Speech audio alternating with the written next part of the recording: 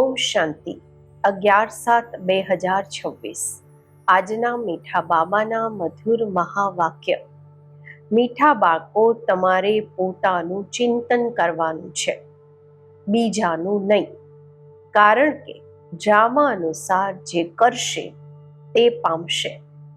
પ્રશ્ન છે, ત્રિકાળદર્શી બનવાથી આત્માને કઈ સ્મૃતિ આવી છે? ઉત્તર છે, આત્માને સ્મૃતિ આવી, અમે અસલ મૂળ વતનના નિવાસી આ ડ્રામામાં પાર્ટ ભજવવા આવ્યા છીએ. અમે મુખ્ય એક્ટર બની 84 જન્મોનો પાર્ટ ભજવ્યો. અત્યારે બાપની સન્મુખ છીએ, પછી સાથે ઘરે જઈશું. પાવન બનીને ઘરે જવાનું છે, પછી સુખધામમાં આવવાનું છે. આ બધો ખેલ ભારત પર જ બનેલો છે. આ આખી સ્મૃતિ ત્રિકાળદર્શી બનવાથી આવી ગઈ. ગીત છે, મરના તેરી ગલી મેં, જીના તેરી ગલી મેં, મિટ જાએગી હમારી દુનિયા તેરી ગલી મેં. ઓમ શાંતિ. આ ગીત કોણે ગાયું? બાળકોએ. શું કહે છે બાળકો? બાબા, અત્યારે તો તમારા ગળાનો જ હાર બનવાનું છે.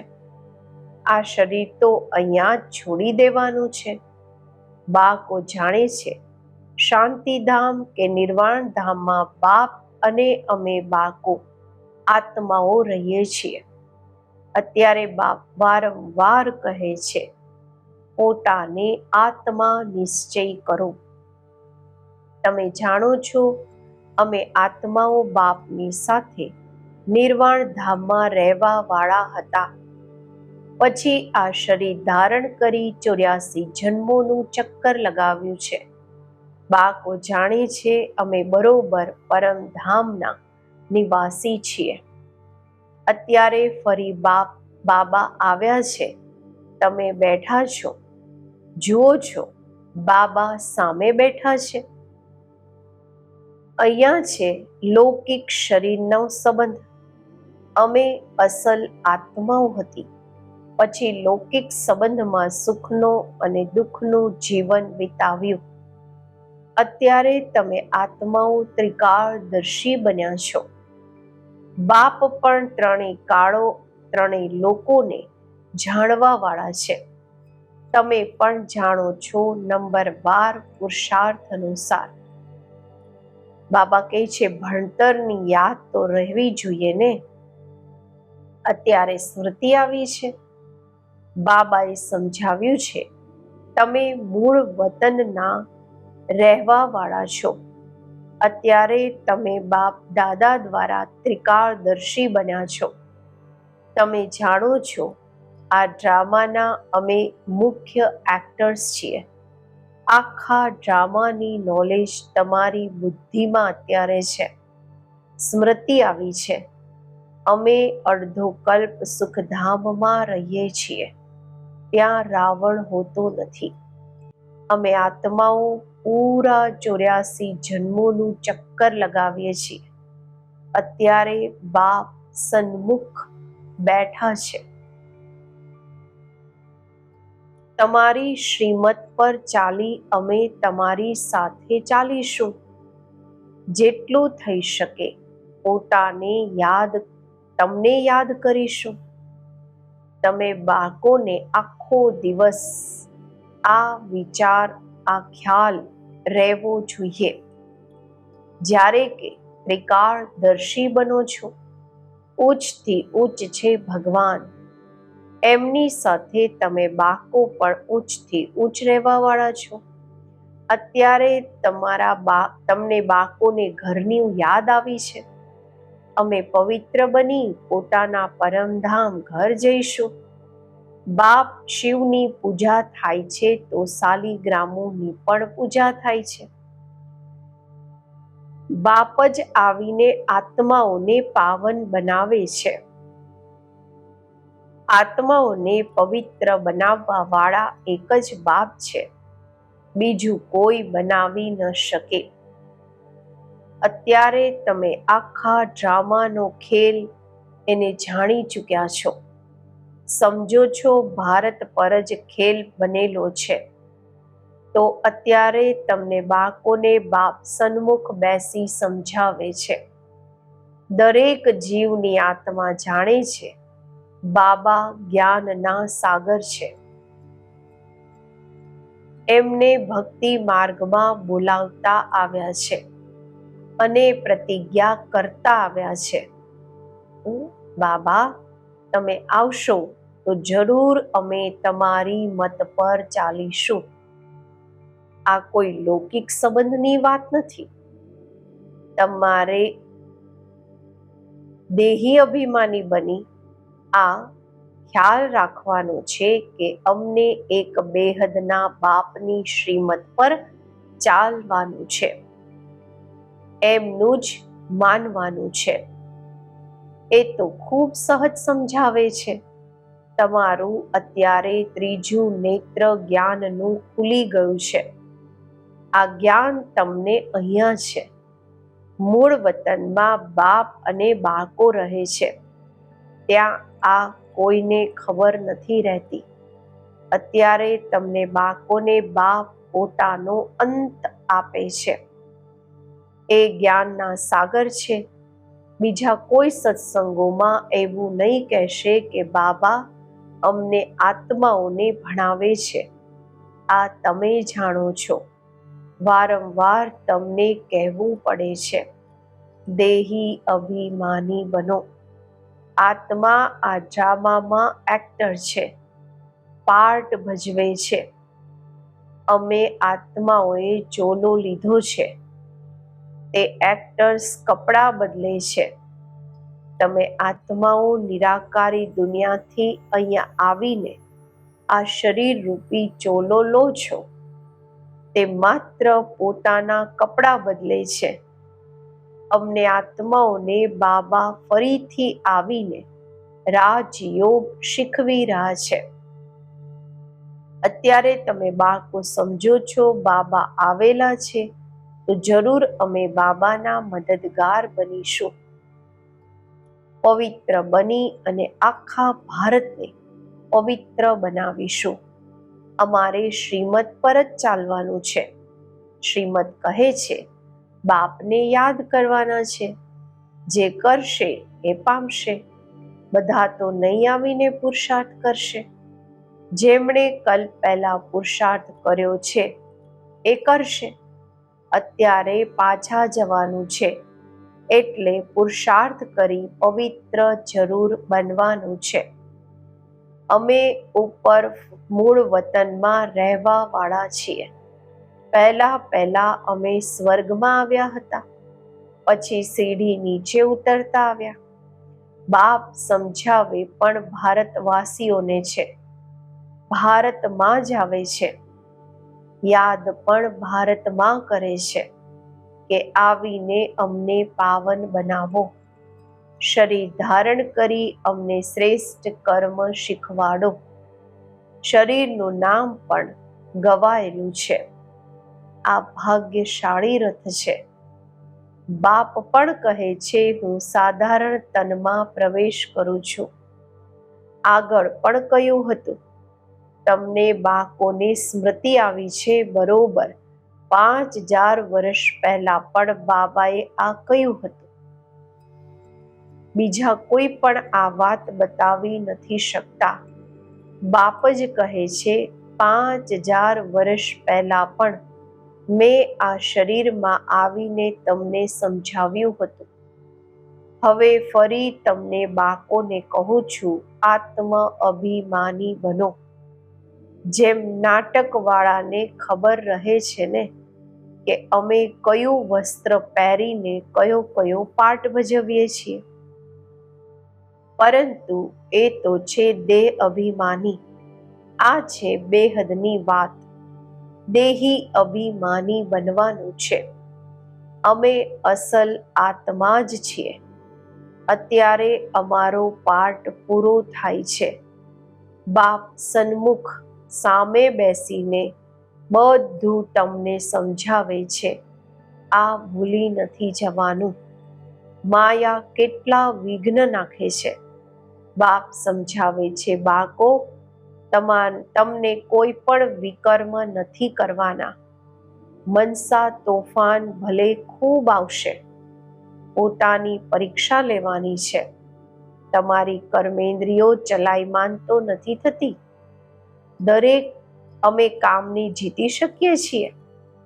તમારા માટે તો ખૂબ સહજ છે. અમે આત્મા છીએ, એક બાપના બાળકો છીએ. બાપથી જ યોગ લગાવવાનો છે. કર્મેન્દ્રિયોમાં ચલાયમાની થવી, ચંચળતા આવવી, આ પણ દેહ અભિમાન થયું ને. તમારે કોઈથી પણ ડરવાનું નથી, નિર્ભય બનવાનું છે. ક્યારેય પણ ક્યાંય જાઓ તો સાક્ષી થઈને જોવાનું છે. અમે તો આત્મા છીએ. આ ખેલને તમે પૂરો જાણી ગયા છો. ઉચ્ચથી ઉચ્ચ બાપ છે. આ બુદ્ધિમાં આવ્યું છે. એને બિંદી કહેવામાં આવે છે. નિરાકારી દુનિયામાં આત્માઓનું ઝાડ છે. બીજથી ઝાડ નીકળે છે, પછી નંબરવાર પાંદડાઓ આવે છે. આ પણ એવું છે. ઉપરથી નંબરવાર આત્માઓ આવે છે. આત્મા પ્રવેશ કેવી રીતે કરે છે, નીકળે કેવી રીતે છે, આ કોઈ જોઈ ન શકે. અત્યારે બાપ સમજાવે છે, તમારી આત્મા પતિત થઈ ગઈ છે, એને પાવન બનાવો. આમના દ્વારા બાપ બેસીને સમજાવે છે. બ્રહ્મા બાબા દ્વારા બાબા આપણને સમજાવે છે. વાત તો કર્મેન્દ્રિયોથી કરે છે ને. બાબાને આ ઓર્ગન્સ, આ શરીર, આ અવયવો એ જોઈ ત્યારે તો વાત કરી શકે. આત્મા બિંદી આમાં નહીં હશે તો કર્મેન્દ્રિયો કંઈ કરી નથી શકતી. આટલી નાની બિંદી કેટલી પાવરફુલ છે. એમાં બધી નોલેજ છે. બાપ જ્ઞાનના સાગર છે, જે તમને બેસીને સમજાવે છે. એમનામાં બધું જ્ઞાન છે. આ પણ એમનો પાર્ટ નોંધાયેલો છે. તમારી આત્મામાં પણ 84 જન્મોનો પાર્ટ છે. તમે દુઃખ સુખનો પાર્ટ ભજવો છો. દુઃખમાં ખૂબ તકલીફ લો છો. બાપ કહે છે, હું તો પુનર્જન્મમાં આવતો નથી. તમે 84 જન્મ લો છો, હું તો નથી લેતો. હું આવીને તમને બાળકોને સહજ યુક્તિ બતાવું છું કે મને યાદ કરો તો પાવન બનશો. અડધો કલ્પ તમે કામ ચિતા પર બેસી તમો પ્રધાન બનો છો. આત્માઓથી જ બાપ વાત કરે છે. આત્માના ઓર્ગન્સ પહેલા નાના હોય છે, પછી મોટા થાય છે. નાનું બાળક હોય તો એની બધી કર્મેન્દ્રિયો પણ નાની હોય, ધીરે ધીરે મોટી થતી જાય. આત્મા તો નાની મોટી થતી નથી. આત્મા જ કહે છે, હે પતિત પાવન આવ. આત્મા બાપને બોલાવે છે. બાપ કહે છે, હું કલ્પ કલ્પ આવું છું તમને પતિતોને પાવન બનાવવા. અત્યારે તમે જાણો છો આત્મા કેવી રીતે આવતી જાય છે. મનુષ્ય ખૂબ માથા મારે છે. જુએ કે આત્મા કેવી રીતે નીકળે છે, પરંતુ કોઈને ખબર નથી પડતી. કારણ કે આ છે અતિ સૂક્ષ્મ. નાનકડી આત્મામાં કેટલો પાર્ટ છે. જેમ બીજમાં બધું જ્ઞાન છે, એ તો બીજ જે છે એ જડ છે. વડનું ઝાડ હોય છે, એનું બી કેટલું નાનું, એનાથી ઝાડ કેટલું મોટું લાંબુ નીકળે છે. કલકત્તા વાળા વડનું ઝાડ ઘણાએ જોયું હશે. કલકત્તામાં જે વડનું ઝાડ છે, ખૂબ વિશાળ જગ્યા. ગુજરાતની અંદર કબીર વડ છે. ભરૂચની અંદર નર્મદાના વચ્ચે ટાપુમાં મોટું ઝાડ છે, ખૂબ મોટું ઝાડ છે. અત્યારે એનું ફાઉન્ડેશન, એનું મેઇન થડ એ બધું સડી ગયું છે, પણ ઝાડ ઉભેલું છે.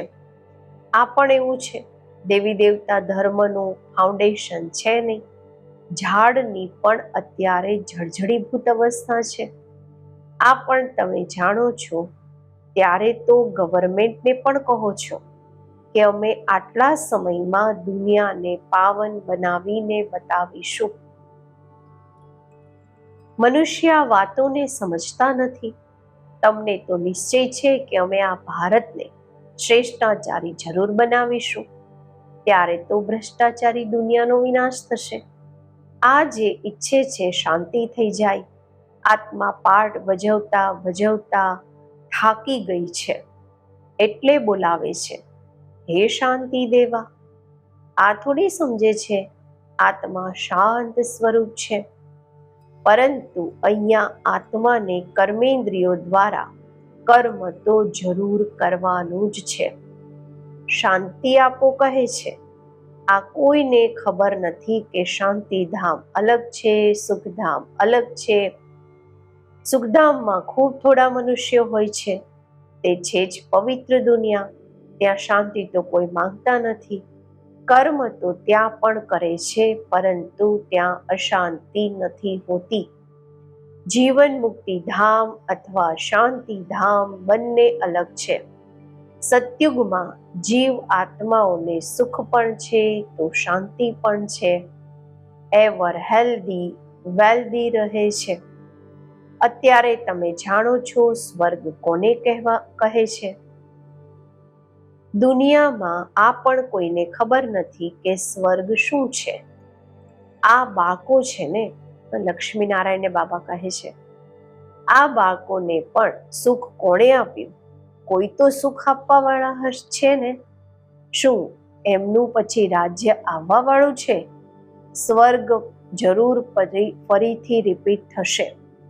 સ્વર્ગમાં જ્યારે હશે તો ત્યાં એવું નહીં કહેશે કે નર્ક ફરીથી રિપીટ કરશે. અત્યારે કહો છો પવિત્રતા, સુખ, શાંતિની નવી દુનિયા ફરીથી રિપીટ થશે. આ તો જૂની દુનિયા દુઃખધામ છે. આને આયરન એજ કહેવામાં આવે છે. નવી દુનિયા પણ તો હતી ને, એને સ્વર્ગ કહે છે. આ જ્ઞાન તમારી બુદ્ધિમાં ટકેલું છે. બરોબર અમે ફરીથી દેવી દેવતા બની રહ્યા છીએ. તમારું લક્ષ્ય ઉદ્દેશ્ય જ આ છે. અમે ફરીથી સ્વર્ગની બાદશાહી લઈએ છીએ. બેહદના બાપથી વારસો જરૂર પામીશું, મેળવીશું. આ સારી રીતે યાદ કરવાનું છે. અમે આત્માઓ ત્યાં રહીએ છીએ, પછી અમે અહીંયા આવ્યા છીએ પાઠ ભજવવા. અત્યારે સ્મૃતિ મળી છે કે 84 જન્મ કેવી રીતે લઈએ છીએ. બાપ સમજાવે પણ તમને બ્રહ્મા મુખવંશાવલી બ્રાહ્મણોને છે. બ્રાહ્મણ બન્યા વગર, પ્રજાપિતા બ્રહ્માના બાળક બન્યા વગર શિવ બાબાથી વારસો કેવી રીતે લેશે? પ્રજાપિતા બ્રહ્મા તો ફેમસ છે ને, મશહૂર છે. બ્રહ્મા દ્વારા નવી દુનિયાની સ્થાપના કરે છે તો નવી દુનિયાનું રાજ્ય પણ જરૂર એમને મળ્યું હશે. 5000 વર્ષ પહેલા પણ બ્રહ્મા દ્વારા વિષ્ણુપુરીની સ્થાપના કરી હતી. અત્યારે ફરી રિપીટ થશે. એના માટે તમે તૈયારી કરી રહ્યા છો. ઘણા બાળકો પૂછે છે, ડ્રામાને મોટો માનીએ કે પુરુષાર્થને મોટું માનીએ? સમજાવવામાં આવે છે, પુરુષાર્થ તો જરૂર કરવાનો જ છે. પુરુષાર્થ વગર પ્રારબ્ધ કેવી રીતે મળશે? પૂરો પુરુષાર્થ કરવાનો છે. કોઈ સારી રીતે પુરુષાર્થ કરે છે તો સમજાવવામાં આવે છે, ડ્રામા અનુસાર આનો પુરુષાર્થ સારો ચાલે છે, પદ પણ સારું પામશે. એનો પુરુષાર્થ ખૂબ તીવ્ર ચાલે છે. પછી ચાલતા ચાલતા કોઈનું ઓછું પદ પણ થઈ જાય છે. બ્રાહ્મણીઓ જાણે છે, બ્રાહ્મણીઓની પાસે આવવા વાળા પણ જાણે છે. ફલાણા ખૂબ સારું ચાલતા હતા, આજકાલ આવતા નથી. કહે છે અમારી બુદ્ધિમાં ખબર નહીં કેમ નથી બેસતું, બાબાને અમે યાદ જ નથી કરી શકતા, બસ અમે નહીં ચાલી શકીશું, મોટી મંજિલ છે, એવું એવું લખી દે છે. મૂળ વાત છે જ નિર્વિકારી બનવું. વિકારોને છોડવું ખૂબ મુશ્કેલ છે. તમે જાણો છો ડ્રામા અનુસાર કલ્પ પહેલાની જેમ આમની એવી અવસ્થા ચાલી આવી રહી છે. અચ્છા, મીઠા મીઠા સિકિલધા બાળકો પ્રત્યે માત પિતા બાપ દાદાના યાદ પ્યાર અને ગુડ મોર્નિંગ. રૂહાની બાપના રૂહાની બાળકોને નમસ્તે. આપણે રૂહાની બાળકોના રૂહાની બાપને નમસ્તે. ધારણા માટે મુખ્ય સાર. પહેલું છે, આ બેહદના ખેલને સાક્ષી થઈને જોવાનો છે. કોઈથી પણ ડરવાનું નથી. નિર્ભય બનવા માટે હું આત્મા છું, આ પાઠ પાકો કરવાનો છે. બીજું, પોતાની તપાસ કરી પોતાની પરીક્ષા લેવાની છે કે કોઈ પણ કર્મેન્દ્રિય ચલાયમાન તો નથી થતી, ચંચળ તો નથી થતી, કામ વિકાર પર વિજય મેળવી છે. દેહી અભિમાની ક્યાં સુધી બન્યા છીએ? આજનું વરદાન. એક બાપની સ્મૃતિથી સાચા સુહાગનો અનુભવ કરવાવાળા ભાગ્યવાન આત્મા ભવ. જે કોઈ પણ આત્માના બોલ સાંભળવા છતાં નથી સાંભળતા, કોઈ અન્ય આત્માની સ્મૃતિ સંકલ્પ કે સ્વપ્નમાં પણ નથી લાવતા, અર્થાત કોઈ પણ દેહધારીના ઝુકાવમાં નથી આવતા. એક બાપ બીજું ન કોઈ આ સ્મૃતિમાં રહે છે. એમને અવિનાશી સુહાગનું તિલક, એનો ચાંદલો લાગી જાય છે. એવા સાચા સુહાગવાળા જ ભાગ્યવાન છે. સ્લોગન છે, પોતાની શ્રેષ્ઠ સ્થિતિ બનાવવાની છે તો અંતર્મુખી બની પછી બાહ્ય મુક્તામાં આવો. અવ્યક્ત ઈશારા. જ્વાળા સ્વરૂપ સ્થિતિમાં રહી શક્તિશાળી યાદનો અનુભવ કરો. જેમ અગ્નિમાં કોઈ પણ વસ્તુ નાખો તો નામ રૂપ ગુણ બધું બદલાઈ જાય છે. એમ જ્યારે બાપના યાદના લગનની અગ્નિમાં પડો છો તો પરિવર્તન થઈ જાઓ છો. મનુષ્યથી બ્રાહ્મણ બની જાઓ છો. પછી બ્રાહ્મણથી ફરિશ્તા, સો દેવતા બની જાય છે. લગનની અગ્નિથી એવું પરિવર્તન થાય છે જે પોતાના પણ કંઈ પણ નથી રહેતું. એટલે યાદને પણ જ્વાળા રૂપ કહ્યું છે. ઓમ શાંતિ.